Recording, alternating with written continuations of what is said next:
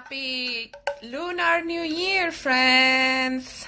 I am so delighted to start a new wonderful year of our IG Lives community friends. I am so happy that we are starting this year, especially in this day. We are entering the year of the rat. To those beautiful souls that are celebrating today.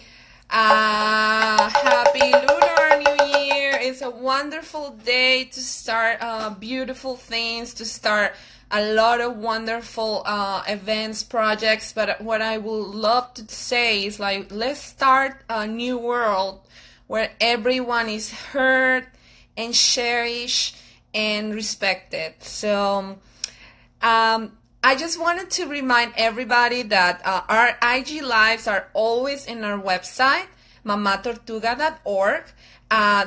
All of our IG Lives and are uploaded there. I just want to remind you that we had 16 with today IG Live. We had Daria Music as the first one. We had Wow Book and Toy, Booklandia, multicultural children's books, multicultural motherhood, Alegro Mágico, Con Todo Press, Raising World Children, Bilingual Brown Babies, Cánticos, Alphabet Rockers, Un, Dos, Tres con Andrés, Solo Mamihood, La Petite Petra, and today we're having one of my wonderful online virtual friends. Her name is Flor from Little Nomada. So let's bring her in.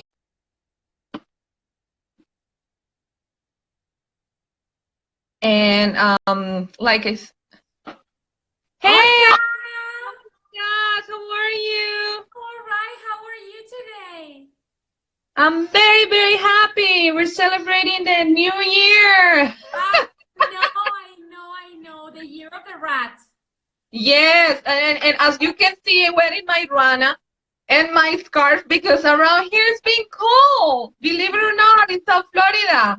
I love that because I always look at the pictures in there and say, there is always a beautiful weather, but you have the sun. The sun is out. Yeah, yeah. Florida is sunny state, and I am a turtle, and as all the turtles, we need our we need our sun. I know, I love it, Johanna. Thank you so much for having me today. No, thank you so much for taking your time. And I was looking forward to this talk to you because, like I was mentioning, I'm so happy that I'm starting my IG Lives series today, which is a new moon. It's a very special day. It's a day to start beautiful things and new things and things that we haven't done in the past. So I'm so fired up to start this year, this year with my IG Lives. I love that you mention it because there is a lot of people that concentrate on creating and writing resolutions the first week of January, but nobody says anything about the end of the month or the second month of the year. And if I'm honest with you, for me, the beginning of January is always crazy. We're coming back from the holidays. Usually we need to get back into the routine. And it is at the end of the month, like today, that I try to organize the activities that are going to do for my classes or for my social media. So for me, is this time the time to start new projects? So I think we are on the same page here. Well, there's not any circumstances that are just, fortuitous, which I mean, we are synchronized, and I believe like we are in many ways synchronized. Like I wrote an article about peace and raising children, teaching them peace. The same week, I know.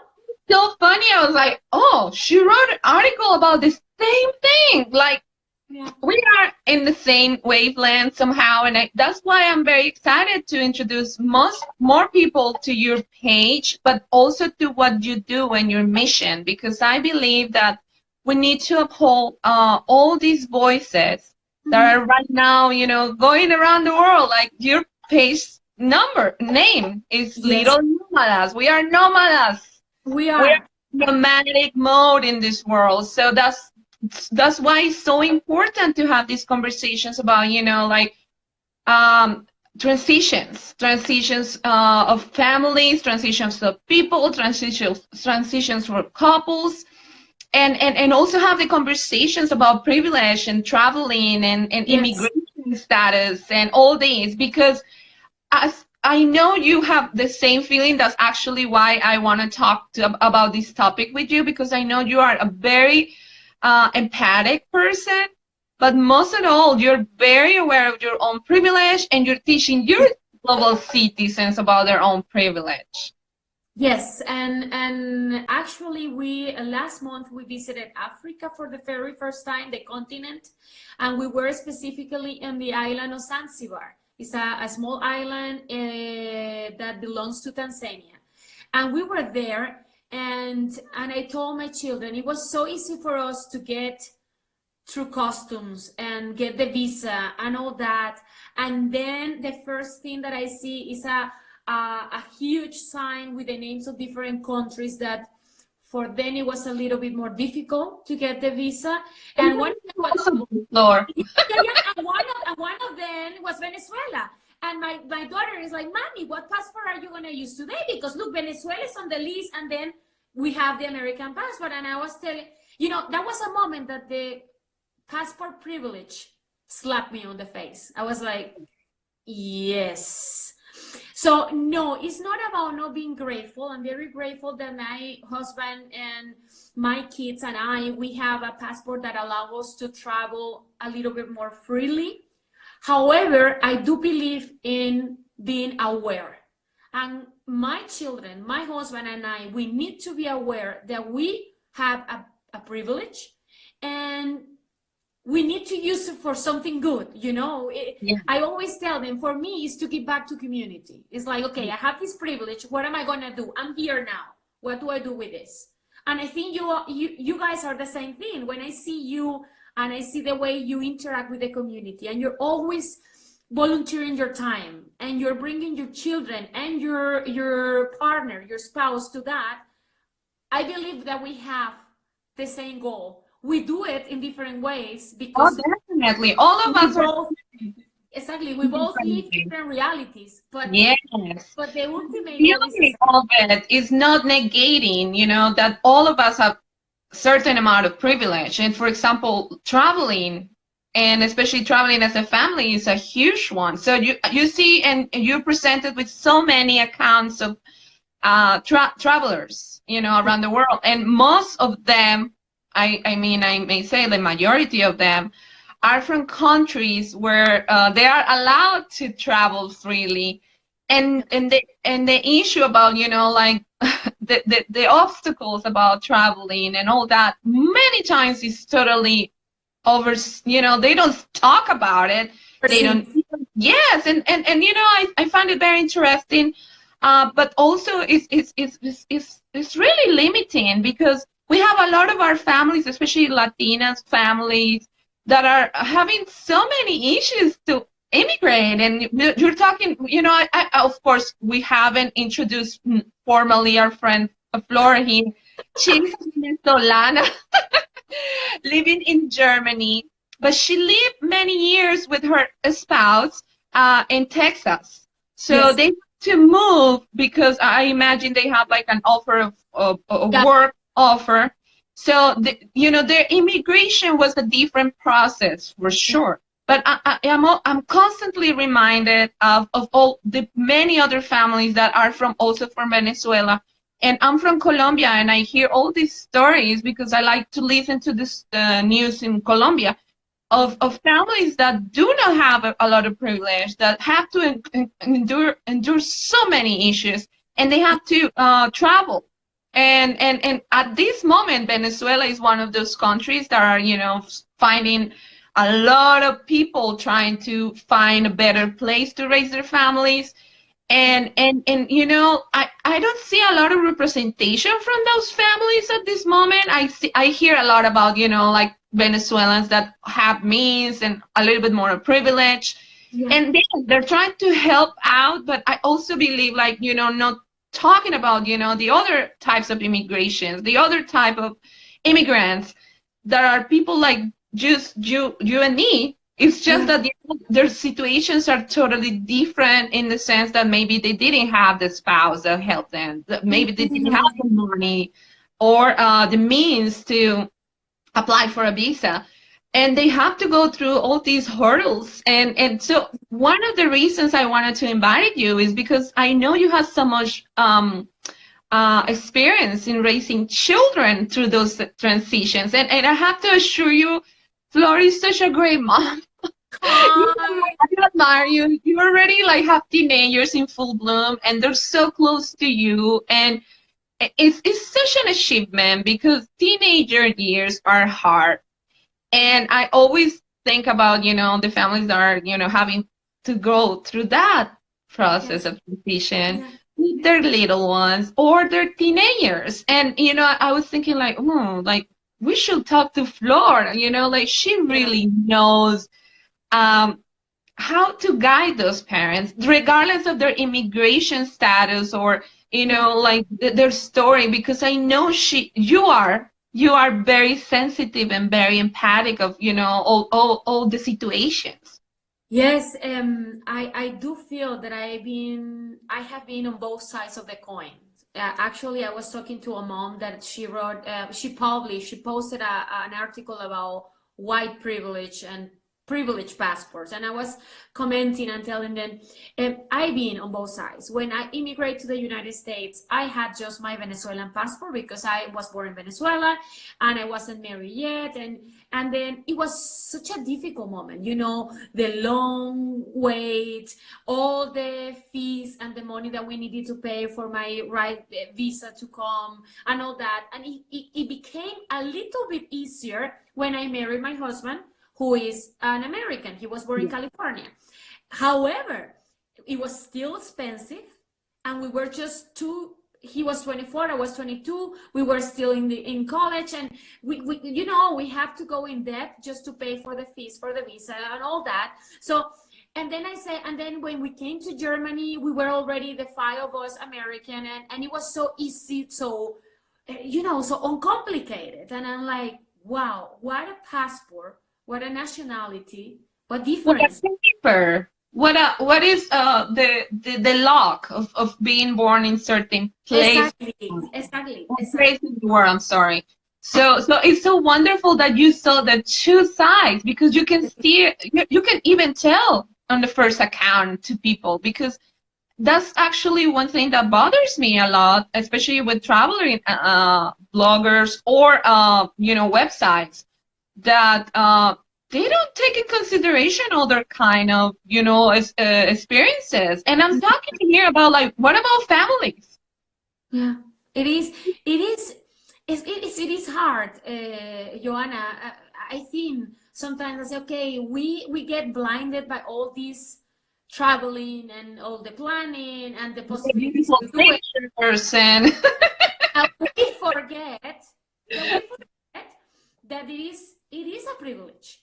And when I post, and that is something that I try to do, when I try to post something about a travel or a destination, I always try to connect it with a value or yes, something that we can teach our children about, even when you as a family, maybe at this moment you cannot travel as much as we do. I yes, try to get that connection because I understand for 5 years ago, 6 years ago, we weren't able to do it. This was just, my husband got this job, and it has been God bless, an amazing adventure. But then again, how do we raise those children in transition? Because the challenges are almost the same when you take aside the immigration visa part, the legal status and all that. Being a mom of young teenagers, or maybe your children, they are there. yes, yes. uh And then I say, okay, the challenges, we share the same challenges. It doesn't matter. Okay. It is the same. Is that how do I stay connected with my children when I have a culture and they are being raised in another one? Wow, that is something I'm telling you, and I get goosebumps because I've seen it. 2 days ago, I posted a picture about my son Eddie, Eduardo, and I told when he told me, Joanna, I'm so happy with my friends. I feel at home with them. Mm. I was like, so, okay, like 5 minutes, you need to breathe. Okay, I'm happy because he has such an amazing peer support, and when you're a teenager, you stop paying attention to what your parents do. Your peers are the point of direction, what are they doing, how, you know what I mean, no? And but at first it was like, okay, and I'm like, oh, why? Because of the language, because I speak to you all the time in Spanish, and maybe you connect better now in German. Yeah. How is it? Say, well, I don't know, Mama. It's that we share so many things and ideas and stuff, and I'm like, this is an example of a child that is growing surrounded by another culture. Yes, he has his Venezuelan roots, but he is, he is surrounded by the German culture, and that's fine. But how do I stay connected? And my suggestion is we need to keep the communication going. And sometimes communication is more than words, Joanna. That's something that I tell when I have moms that they write me and say, Flor, what do I do? ¿Qué hacemos? And I tell them, you need to keep the communication going. And sometimes communication is more than words. Maybe we need to share a special moment together. Maybe we sat down on the sofa and watch a movie. You feel that you're not talking, but the moment that you are connecting with your daughter or your teenage son means a lot. You are building invisible bridges. Oh, yes. That we need to have, and those bridges, that contact, and I'm all about the abrazos and apapachos, and all about the hug. That's Latina moms all the way. I know you are like that too. And I always said those are connections that go beyond the culture, the words, the language. That comes from the heart. And that's something that we need to keep, because I do believe that most of the time the teenage voice is not heard, Joanna. And the teenage voice of the teenager that is growing in transition is heard the less. So when I see that, I say, okay, it's a moment to connect with him in this case. I was talking about Eddie, and to see what's going on. Is my time to listen and me to move to connect with him.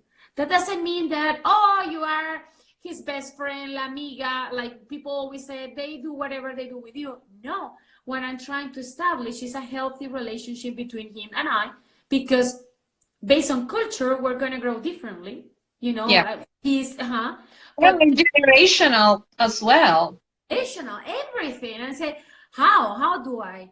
And I don't know, I think the activities, I see it with you too. You spend so much time with your children, and I love it. And you guys do a lot of things that are super fun, that are not complicated. Planting some seeds, going to the sea, going to swim, being surrounded by nature. Those are examples of ways of interacting and connecting with our children. Yes. Always. At the same time, and I just want to point out, like from what I have witnessed from your account, of course I don't know you in person, but from how you talk to us, I believe that you also have a very healthy way of seeing life, yourself and your partner and your spouse. And I believe that, that really helps you to create all these different experiences with your children. Because bottom line, a lot of times we can center ourselves, like, okay, how can I help my teenager? How can I help my child? And center everything about the child. But what about us? What about the people that are caring for this little kid? And remember, we all come with our own traumas, experiences, ways of seeing things. and I believe one key thing that I seen in your family is that you have a very strong relationship with your partner, and you Yeah. guys work in it, which I think is such a very, very important part for any family who's trying to transition. If you're icky and shaky about your relationship with someone else, you know, before moving to another place, Yes. imagine how terrible or more difficult and challenging it's going to be that relationship with that person in another setting. And Yeah. and especially if it's new for both of you. Yeah. So if the partnership or you know the family is not doing well, how can we support children in this transition in a good, healthy way? Because I believe like there's so many families that are so different. Like some families do not hug and do Yeah. not kiss each other, and sometimes I believe like that's very cultural. You know, Yes. some cultures are not, but I always emphasize, okay, so if you don't feel like it, don't fake it, but Mhm. try to do something meaningful, like you know, try to look to each other in the eye when you're talking to each other. Try to Yes. kind of stop doing what you're doing and pay attention to your child or teenager when they're talking to you. I have those moments. I don't know if you Yeah. have those moments with your kids that they're telling me, but mom, you're not paying attention. And I have to like, oh my gosh, yes, like I'm doing something else. I'm Yeah. watching the phone. I'm answering a text message, and Oh, they're I talking was to me. cooking and just giving my back, and she's like, "Mommy, I'm talking to you," and I'm like, "Okay, yeah." And teenagers are so real. Like they will tell you the real truth right away. Like that's something that is so tough for a lot of us to take. But you know, like I be ready. Yes. Families that are in transition, be ready for those moments of having a child or teenager challenge you in your face. And they Yeah. will be upset. And they Yeah. will be telling you, like, I didn't want to do this. I don't know why you're telling, you know, why you did this. You destroyed my life. And I'm talking out of, you know, like, that's actually what happened to my sister. We came to this country together. Mhm. She was 1 year younger than me. How And old were How old I were was you? 16 and she was 15. So we Okay. were teenagers, very rebellious. You know, we didn't have a lot of relationship with my mom. But anyways, she didn't want it to stay here. And she got into this very depressive mode of manipulation. And you know, like she needed a lot of assistance. And my mom didn't know what to do. She was totally like feeling guilty, feeling depressed herself. Uh, Yes. and I was a sibling, and I seriously wanted to help, but you know, bottom line, the only thing that I could do is you know trying to kind of like you know encourage them. But at the end, my sister decided that she wanted to go back. You told me that. And but that was a really hard situation for at least you know now I can understand it as a mom, Yeah. which is terrible. Imagine like my mom allowed my sister to go back to being away from us, and that was kind of like seriously. I'm not gonna say it was the worst decision, but I'm gonna say that that marked my sister's life in a very difficult ways. And bottom line, you know, like doing all these things without any assistance. And I'm talking here like psychologists, therapists, Yes. people Yes. who Yes. don't really know, is seriously a risk. Yes. So And if yes, Joanna, sorry that I interrupt no, you, no, but go ahead. you're mentioning this, and you're mentioning the psychologist, the therapist, the coach, all the training sessions that you can get, and all that. I think that the times that your mother and my mother lived were completely different, and I think that the fact that you and I, you are from Colombia, I'm from Venezuela, you live in the United States, and I live in Germany. The fact that we both are sharing and raising our kids together as a virtual tribe means a whole new set of rules, you know? Now I can see you and I can learn from your experience. Yes, every family is different, and it is something that I always tell my clients, the families whom I work with, and I tell them every family, every scenario is different.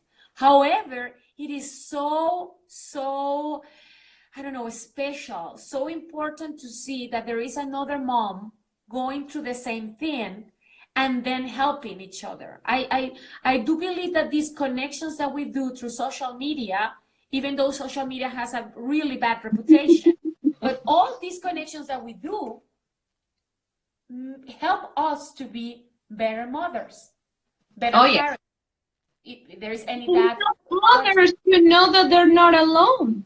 Many no, times we believe like, oh yes, I'm the only one in this city who doesn't speak the language. And maybe, and yes, of those moments, the same way I started Mama Tortuga because I started exactly. very alone. And I think most of us, started to do virtual connection Because because we felt that maybe we were the only crazy ones.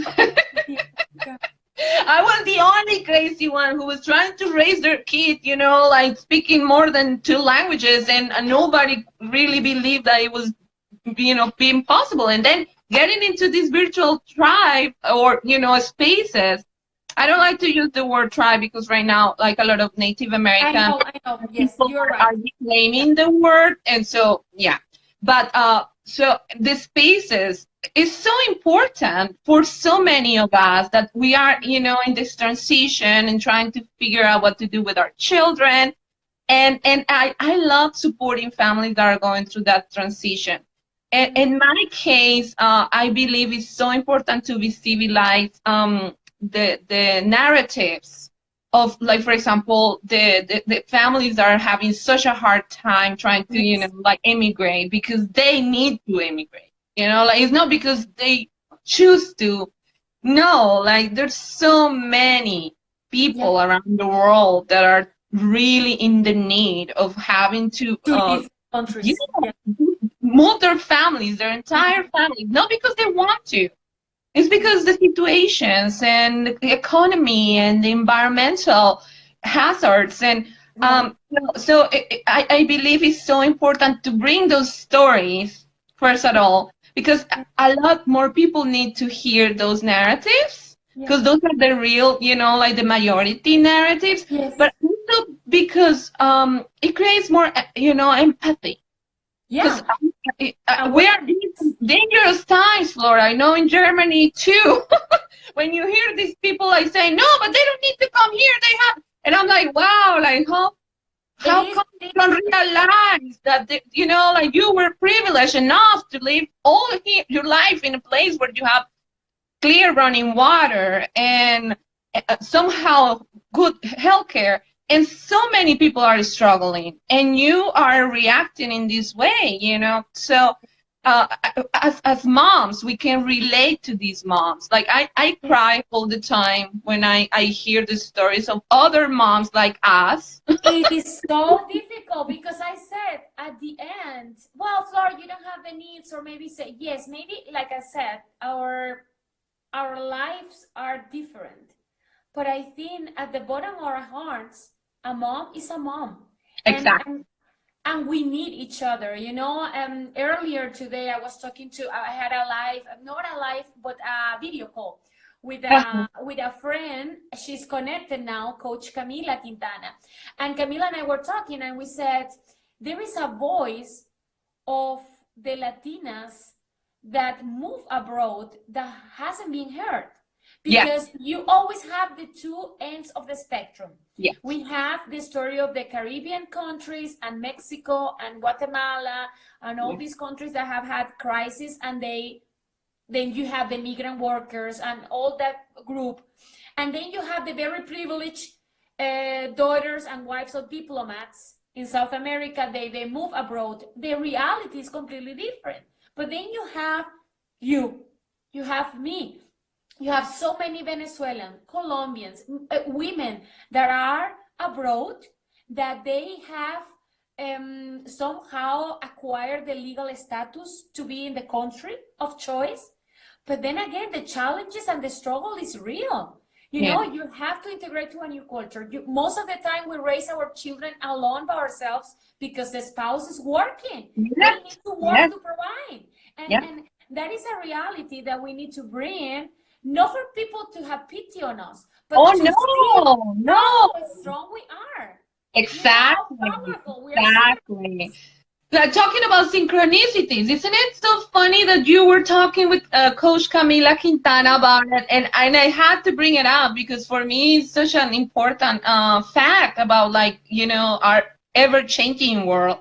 And I hope this 2020, a lot of you know, Latinas are doing a lot of scope work in the internet, can start becoming a little bit more active in becoming, you know, and giving more space for those narratives. And I'm not saying like hijacking those stories, because, you know, like, for example, I will never speak for a Black woman or a Native American woman, but giving spaces for them to also use these platforms, because a lot of people, you know, like, that they need to hear these stories, maybe don't know how to do an IG live, but they may watch, you know, one IG live or one YouTube video, and they will feel like, oh, like I'm feeling some included here. Yes, included. Yeah, because I think that's kind of like the word, like, that's what we want our children to do as well, because they're global citizens. Our children have so many identities,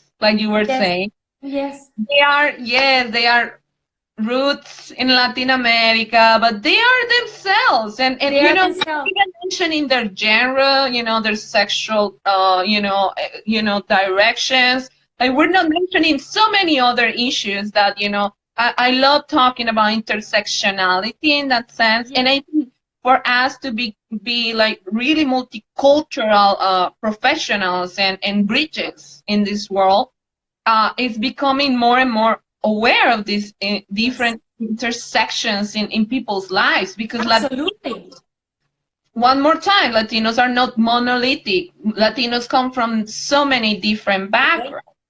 That's what I always tell. You have so many different kinds, even in Venezuela, my own country, and I see Colombia too.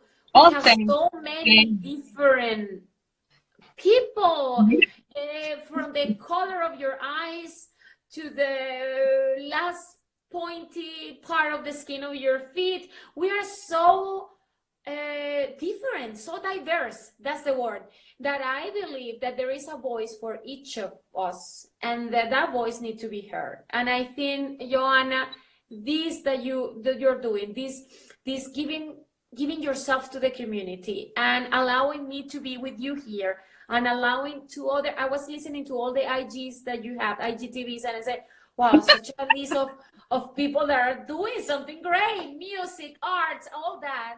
I feel honored to be here, and it really, it is amazing to share my experiences with you, and to have you as an example as well to how to raise my children. And I want to thank you for that, because I really thank you too.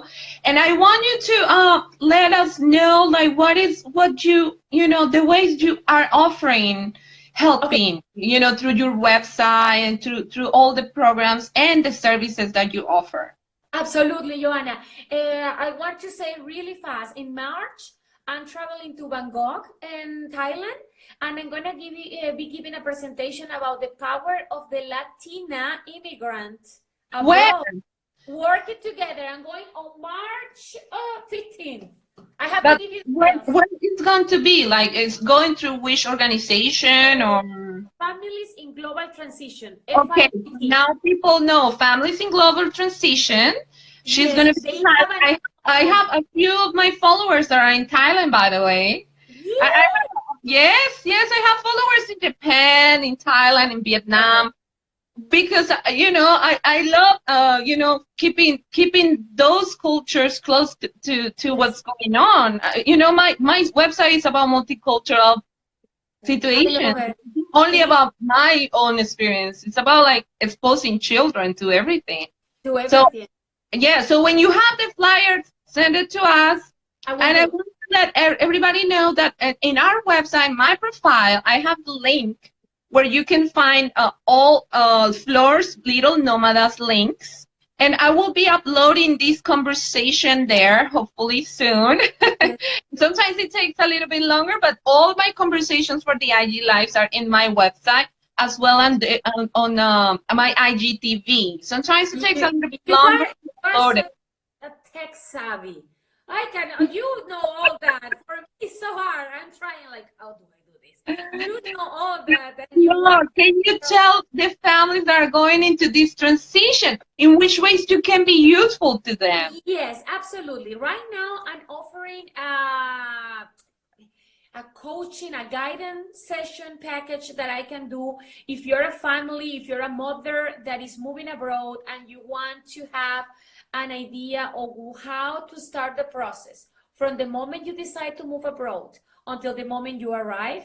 I can guide you through, so you can just contact me to my through my Your media, yes, Instagram, a website, and I have to add, she can help you in English, Espanol, and Dutch. yeah, I mean in German. If you're in desperate need of a Spanish teacher, I'm here. And one of the things that I do, Joanna, is that I use culture as a way to teach the language. So with me, you are not just learning the language, you're also part of the culture. And I think that's a key component from all the classes that I have offered in the past as well. Yes. About Spanish. I say to all my students, you know, like, you need to include culture into learning any language, not only Spanish, any language, because if you don't understand, you know, like, the people from that culture and the differences and the wonderful intricacies,